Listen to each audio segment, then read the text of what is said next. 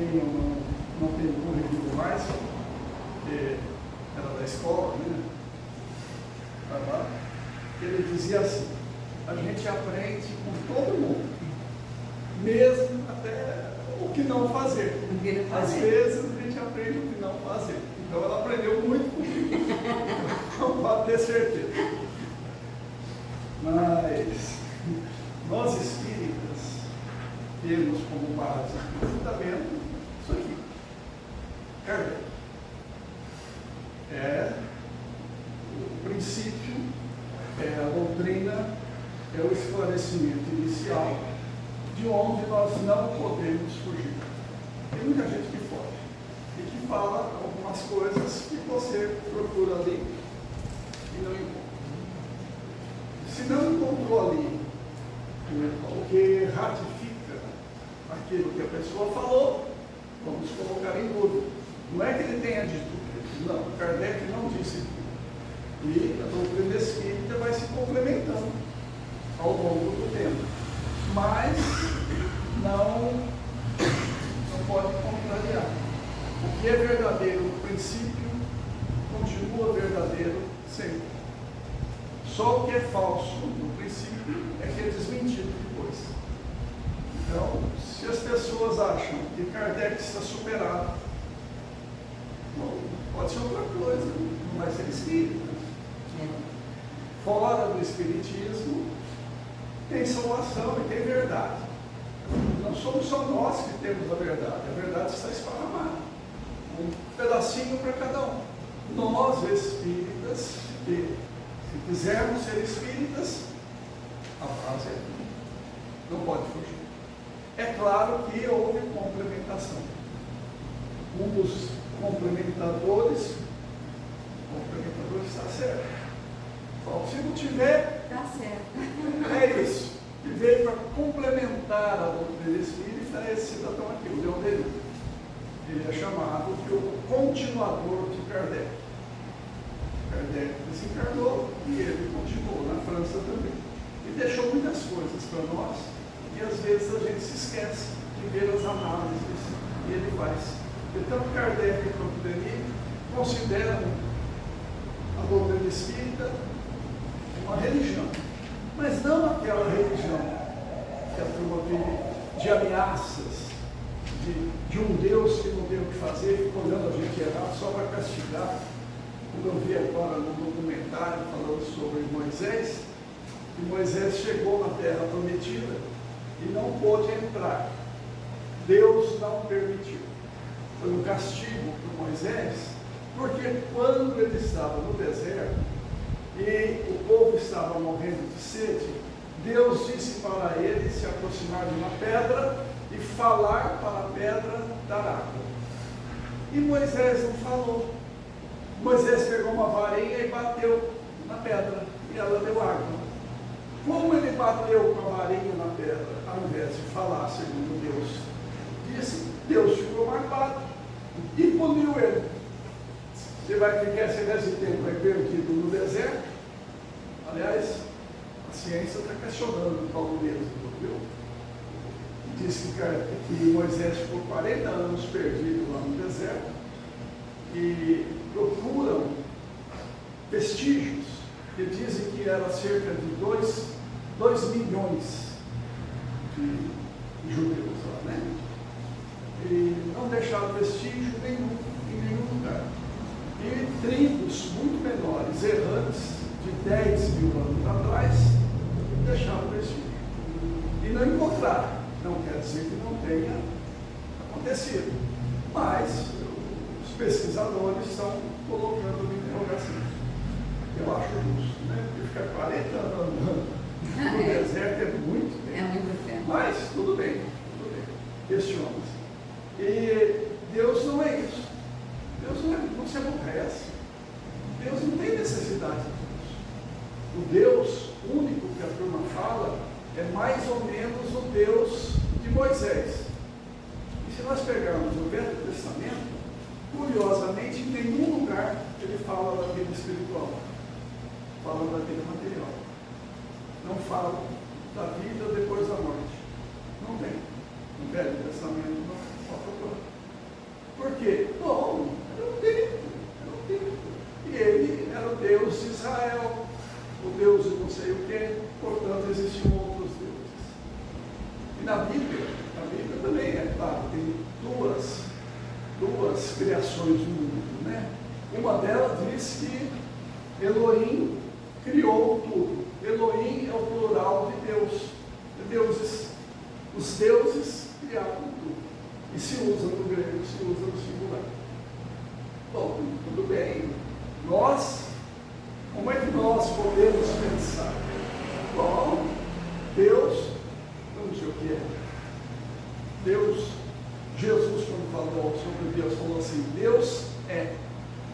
É uma coisa que não tem passado, não tem futuro, só tem presente. Para Deus tudo é presente. Bom, claro, ele é eterno, não teve começo, não tem fim. Então, hoje a ciência já está trabalhando com tempo negativo. É um negócio engraçado. Tempo negativo quer dizer, nós vamos ver o que aconteceu antes. É claro que esse tempo hoje ainda é pequenininho, né? Mas nada nos garante que a gente não possa dominar o tempo. Em termos de matemática, tranquilo. Tempo para frente, para trás, não tem problema nenhum. A matemática é um caso resolvido. Algumas pessoas até dizem que a quarta dimensão é o tempo. E nós vamos poder andar para frente. É que está ainda meio parado, meio devagar, né? Mas a gente tem que pensar. E Kardec diz para a gente pensar. Quando ele pergunta o que é Deus, ele não completa. Então vamos parar com isso, porque a tua inteligência do Espírito estão assim. É muito pequenininho que você não vai entender, vamos para frente. E nós vamos para frente.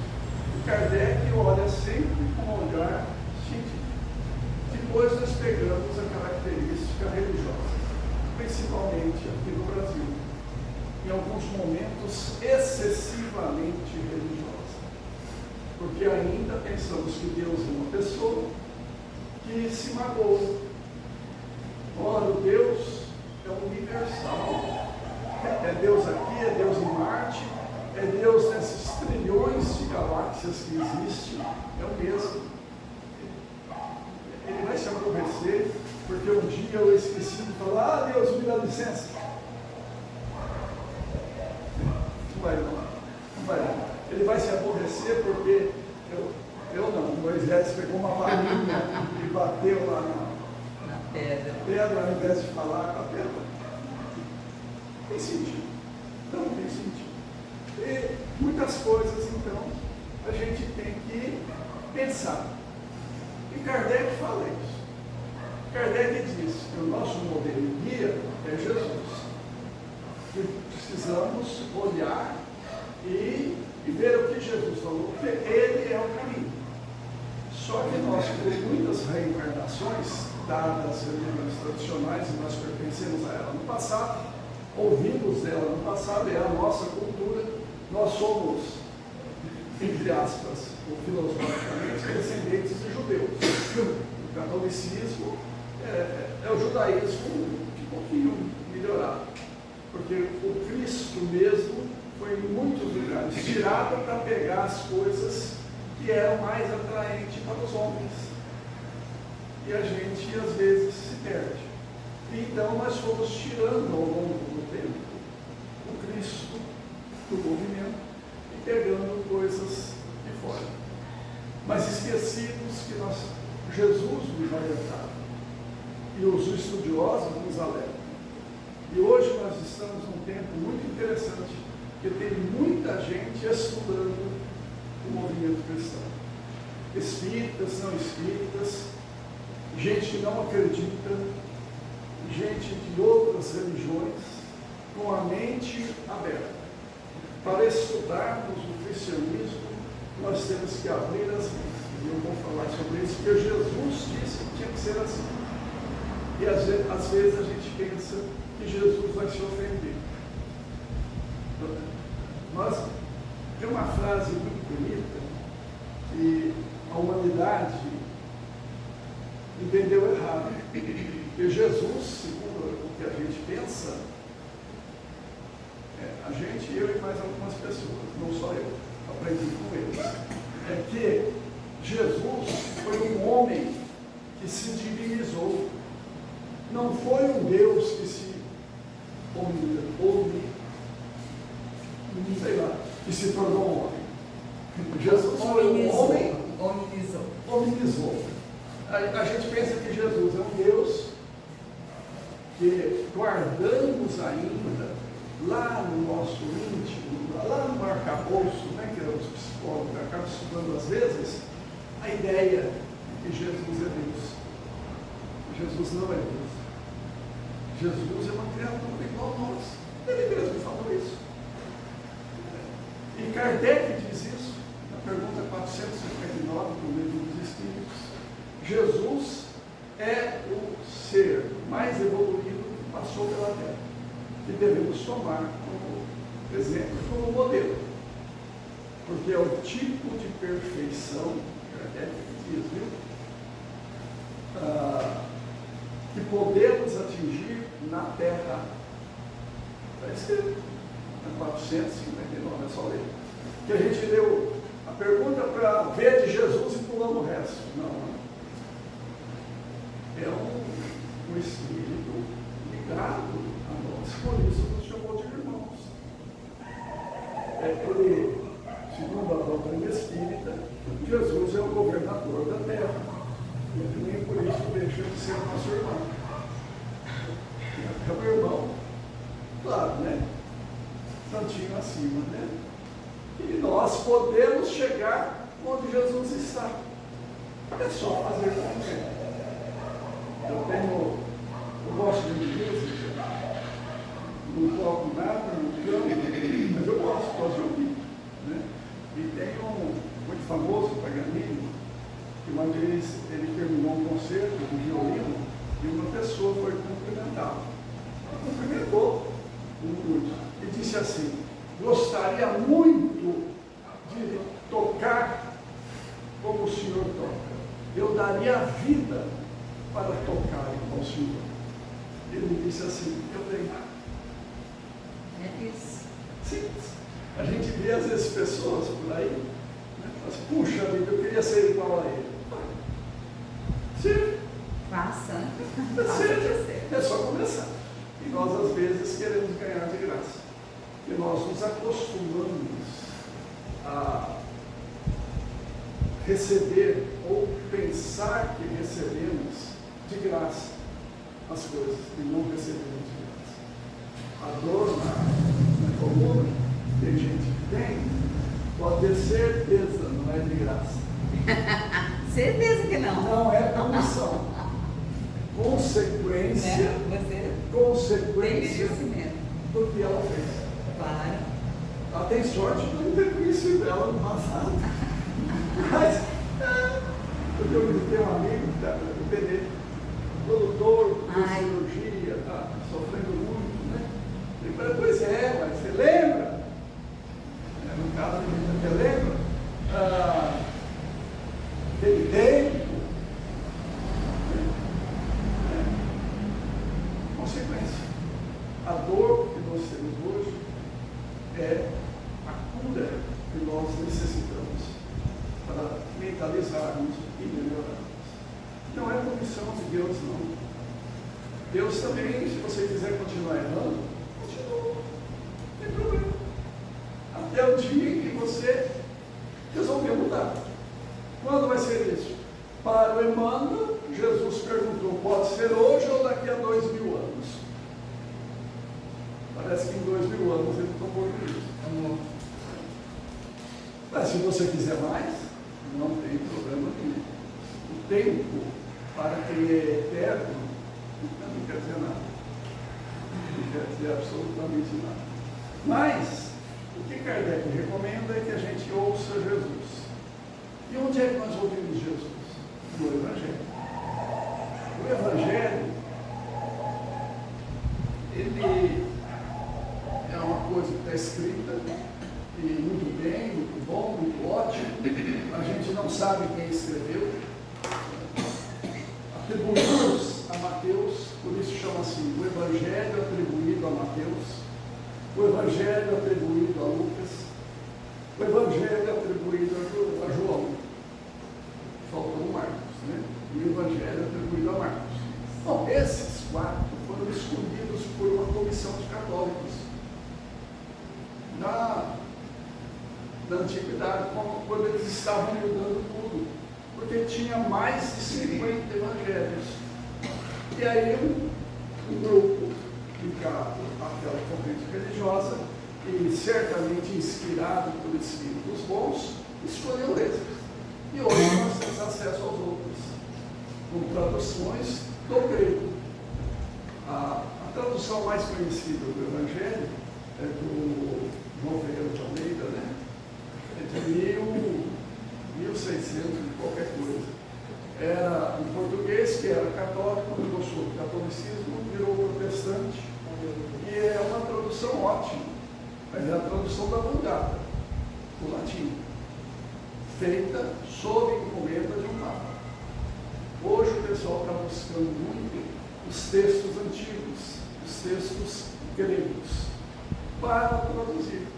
Então existem algumas diferenças. Do que eu vou ler aqui hoje é um pouquinho diferente do que está, pouquinha coisa, mas sempre, do Evangelho tradicional. E para estudarmos o Evangelho, precisamos ver o que é que os Espíritos, e Leon Denis, por exemplo, e entre outros, falam. Eu vou ler aqui um trechozinho pequenininho, não chega nem a 1h30. Mas se você consegue ler aí. Consigo. Do Leon Denis, onde ele vai comentar algumas coisas do Evangelho. O subtítulo que eu tenho aqui é sobre o sentido oculto dos Evangelhos. O Evangelho,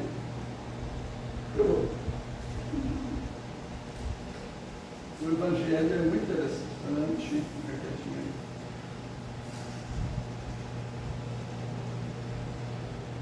Muitos, dentre os padres da igreja, os primitivos, e Orígenes e outros tantos, afirmam que os evangelhos encerram um sentido oculto. O evangelho não é bem o que está escrito.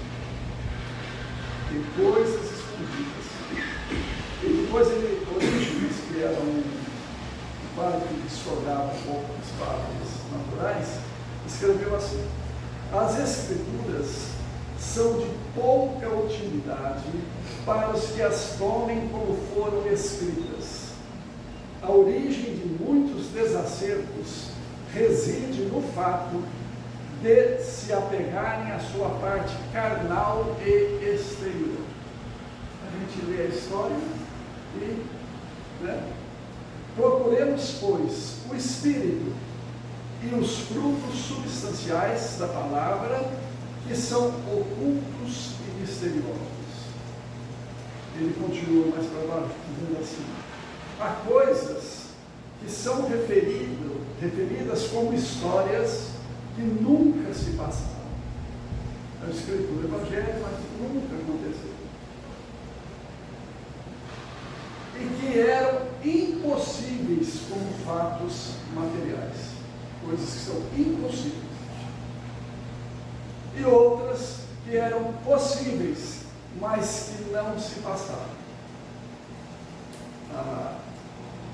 Tem uma passagem de João que fala da mulher adúltera, aquela que foi levada para Jesus, que o pessoal queria apedrejar, porque a lei de Moisés dizia que ela devia ser apedrejada.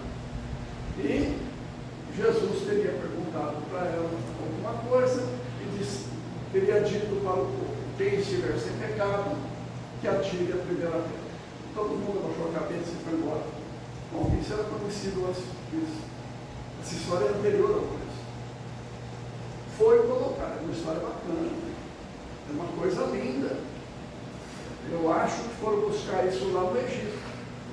Lá na Bíblia fala assim: do Egito chamarei meu filho. A gente pensa que é o filho dele. E eles querem dizer que foi Jesus, que Jesus teria ido para o Egito. Há controvérsias. Não, é da filosofia, do pensamento. O Egito era muito adiantado, ele tinha as escolas iniciáticas. Nos primeiros anos, não se falava muita coisa, mas do terceiro grau até o sétimo, eles eram até proibidos de falar algumas coisas em público. Tinha que falar para o povo aquilo que o povo entendia. É mais ou menos assim. Você vai dar aula para crianças de 8 anos. Eu fui professor. A gente conta um monte de mentira. Um monte. Por quê? Porque se eu contar a verdade, eles não vão entender nada. Eu vou contar umas historinhas para que com o tempo essa historinha possa progredir. E aí a gente corrige. E claro, tem que ser assim. Não pode ser diferente. Então, por quê? Porque nós éramos e somos ainda muito infantis.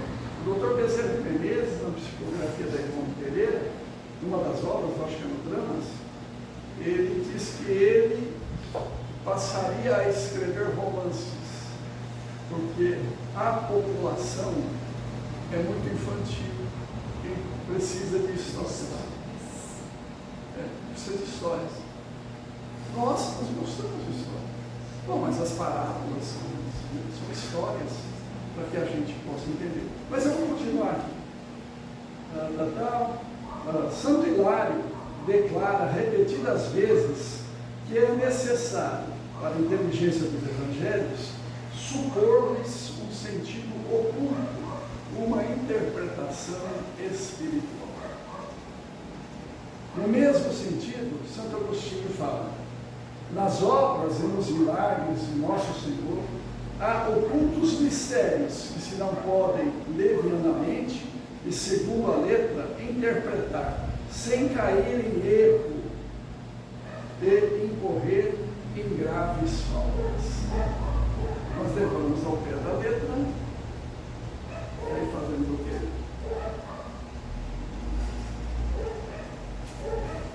Cometemos erros, cometemos equívocos. E a ciência, Kardec diz que quando a ciência desmentir um ponto, nós mudamos esse ponto. Não é levianamente, né? A ciência, até hoje, a ciência só mudou o que eu sei, a concepção de lua, que na Gênese, ele diz que a lua só mostra um lado para a gente, né?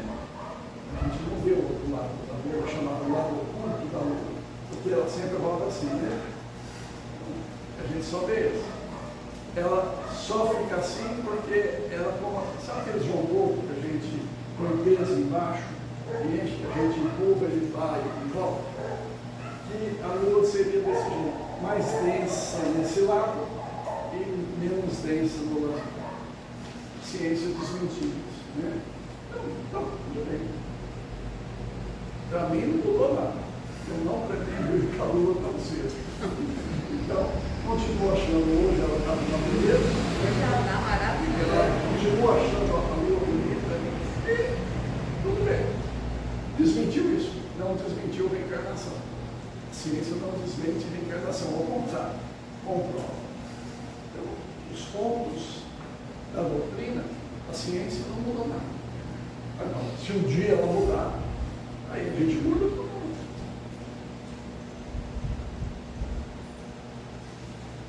Aí, São Jerônimo disse assim: toma cuidado, meu irmão, no rumo que seguires na Escritura Santa.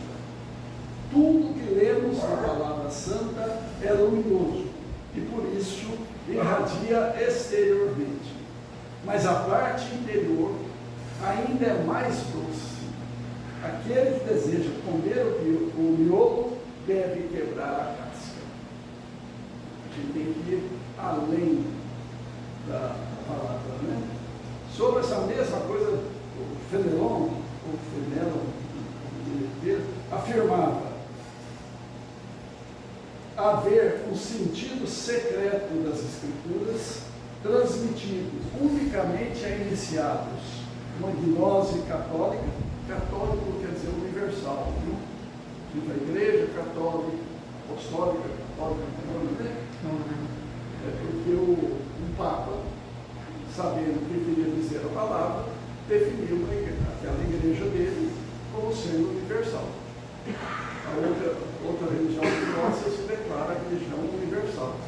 Católica, são sinônimos. A gnose católica vedar as pessoas vulgares. Então, por isso que o espiritismo não é uma doutrina de massa, porque é uma doutrina de estudo que precisa estudar. Não basta acreditar no que alguém está falando. Não, vamos ver se ele falou de fato, está escrito. E aí ele comenta aqui, isso ele é um delírio, viu? Sobre a autenticidade do Evangelho.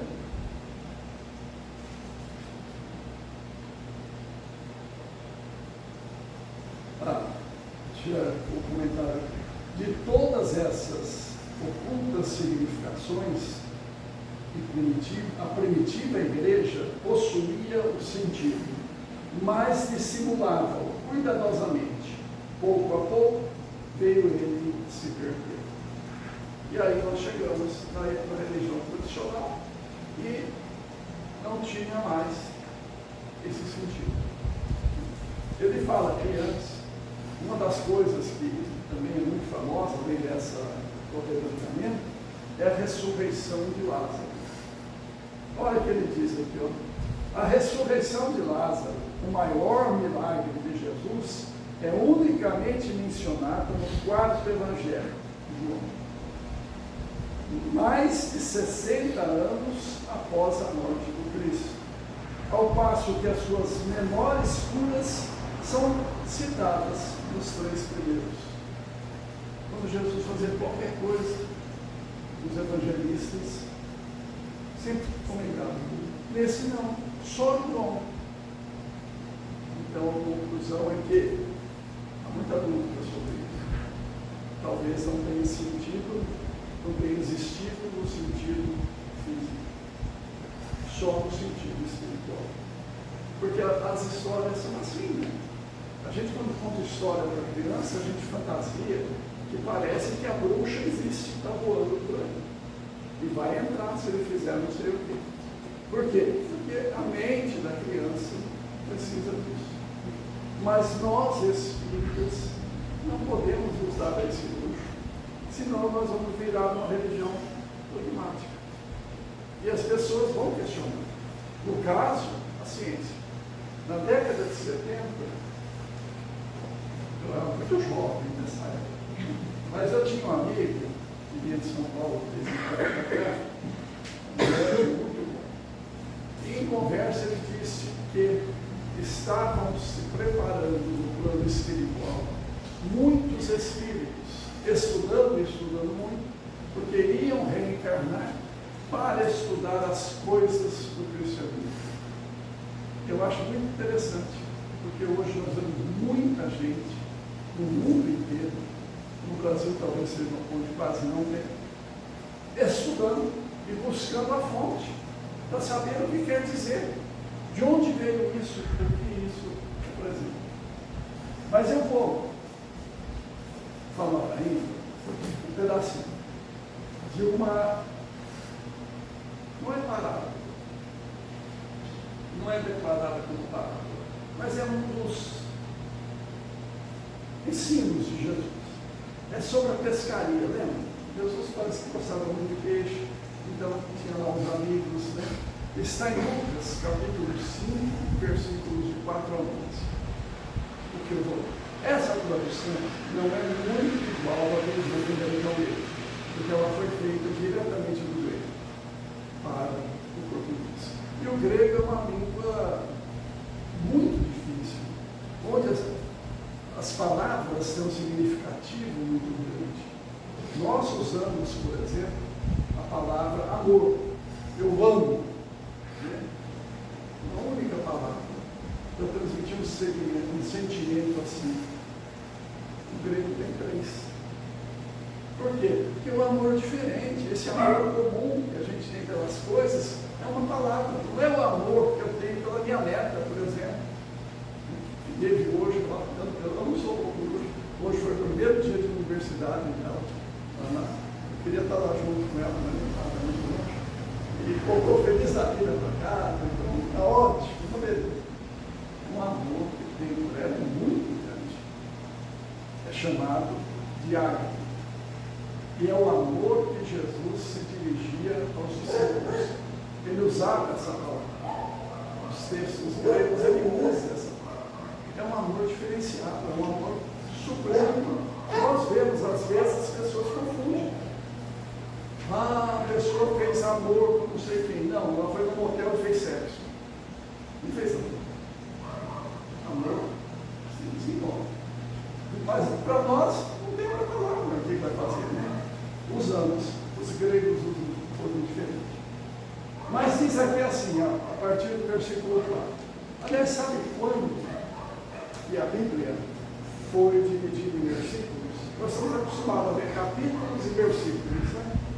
Na Bíblia. Isso foi em 1551, pela primeira vez. O Brasil já tinha sido descoberto, já tinha um outro português por aqui, já tinha até cidade fundada, e aí é que foi feito pela primeira vez a divisão em versículos, como nós conhecemos hoje. Por isso existem algumas que os versículos são um pouquinho diferentes um do outro. Quando acabou de falar, Jesus tinha falado ao povo. Disse a Simão: faze-te ao largo e lançai vossas redes para a pesca. E respondendo, disse Simão: mestre, tendo trabalhado toda a noite, nada apanhamos. Porém, sobre tua palavra lançarei as redes. Ele era pescador. E todo mundo que sabe o mínimo de pescaria no mar sabe que os pescadores saem ao entardecer ou no começo da noite e voltam de manhã, porque é onde pegam mais peixe do que durante o dia. E era dia, e eles estavam ali, e Jesus disse para eles: Pai,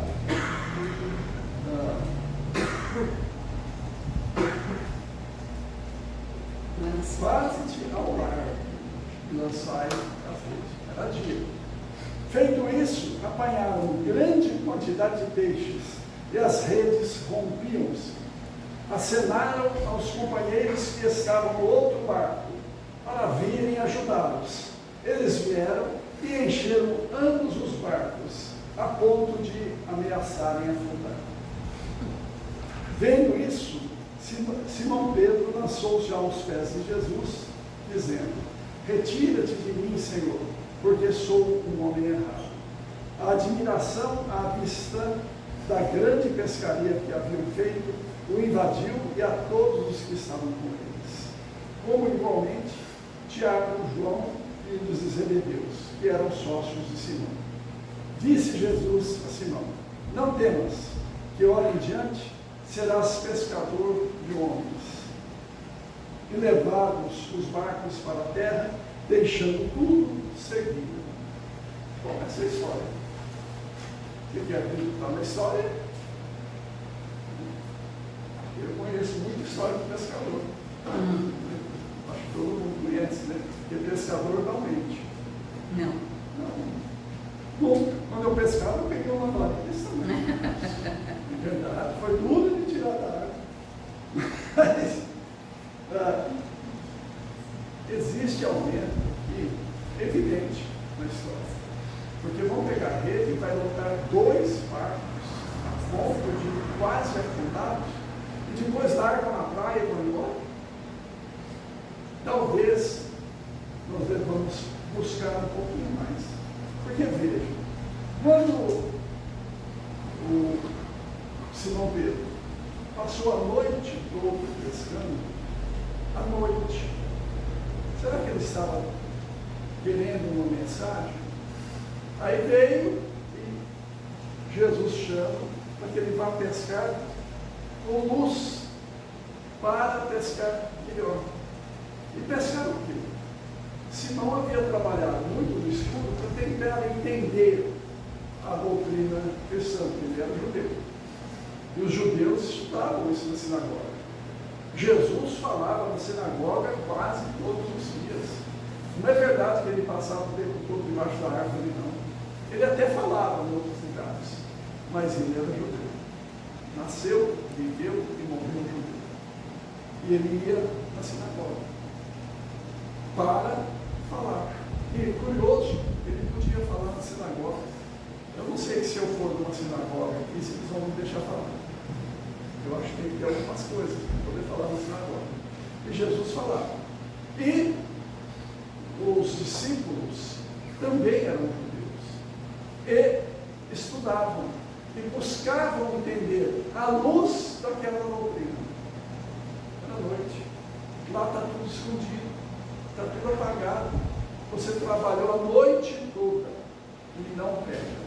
Sob os ensinos de Jesus, principalmente aqueles que ele dava em particular para os discípulos, a pesca fica muito grande. Muito grande. Você vai jogar a rede para os ensinos segundo o pensamento do Cristo. E aí sim você vai aprender muito.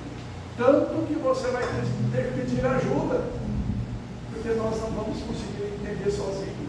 Engraçado, pedir ajuda para outro barco. Os outros, as outras religiões que trabalham no mesmo sentido, é claro que tem umas que são muito estranhas, também têm isso, e podem nos ajudar. Vieram ajudar Simão Pedro a entender, a trazer as ideias novas, que nós também devemos fazer. Vamos ouvir, claro, mas podemos não gostar, não entender. Eu gosto assim, tudo bem, fica bom para vocês, para mim não. Mas eles ajudaram Simão Pedro a entender e encheram o barco. Enchem o nosso barco de ideias, de pensamentos, de coisas que precisamos entender. E que às vezes ficamos parados no tempo, não queremos entender, não queremos mudar, porque eu nasci assim, eu sempre fui assim, e não vou mudar, vou morrer assim. Não, vamos estudar, trazer os peixes. Por isso que ele disse, você vai pescar, o termo em grego não é bem pescar, porque pescar tem uma conotação de alguma coisa que você pega e essa coisa morre. E o termo que eles usam não, é alguma coisa que você cativa e ele vive.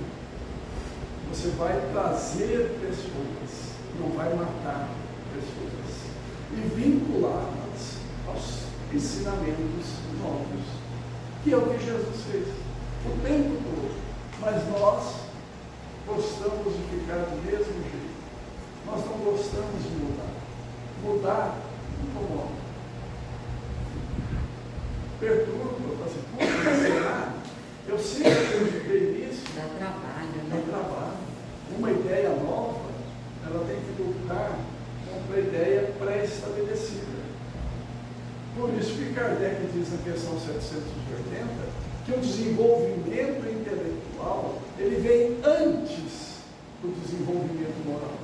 Porque eu preciso entender. Quando eu entendo, eu compreendo, aí eu vou trabalhar as coisas que eu tenho na cabeça para mudar de ideia. Nós espíritas somos assim, quase todos nós, existem muitas exceções, é claro, viemos de outras doutrinas. Eu, quando era jovem, adolescente, eu era católico. Eu ajudava o padre da igreja. Não acreditava muito, não ajudava, eu era católico. Aí, virei espírita. E quase, hoje já tem muita gente que nasce espírita, nasce em família espírita.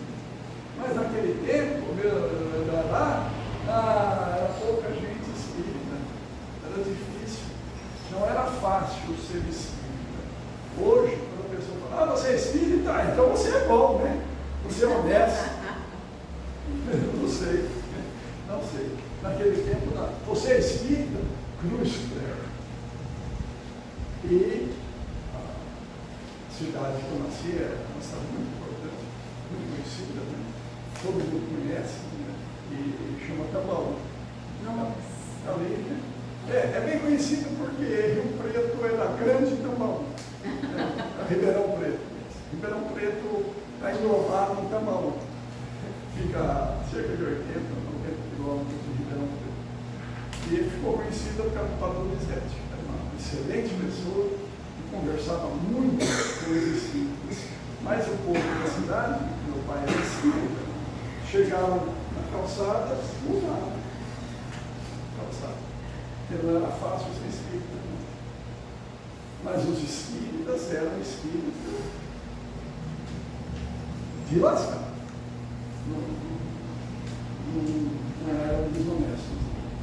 Todos que eu conheci eram muito respeitados, que deram essa herança para nós. E mudou. Meu pai também é católico, mudou algumas circunstâncias. Mas as ideias são difíceis. Difícil de entender a reencarnação. Difícil de entender que não é o Espírito Santo que não está em lugar nenhum dos textos antigos. É um Espírito que se comunica numa comunicação mediúnica. E não tem Espírito Santo. Não. É Espírito. O termo está lá. O grego está aí. Então, a gente tem que se adaptar. E tem que jogar aquela ideia fora. Eu gostaria muito que fosse verdade, aquela antiga. Porque você pode pecar à vontade, vai lá num padre, ele te perdoa, está zero. Né? E, infelizmente, não é assim. O que você faz hoje vai ter consequência amanhã. E eu ouvi uma pessoa dizer uma frase mais ou menos assim: as pessoas riem muito na semeadura, muitos choram muito na colheita. Na semeadura ninguém chora, mas na colheita nos lastimamos e choramos. Mas eu estou colhendo o quê? Porque um Deus que fica lá assim de olho em mim e me amaldiçoou, porque eu peguei uma varinha para bater na pedra? Não. No que eu fiz, no que eu penso. Como eu penso, é a minha ação. E isso vai me dar consequências boas ou ruins. Ninguém aprende sem estudar. Ninguém se eleva sem se modificar. Que Jesus nos abençoe, nos dê sua paz. Olha, não é nem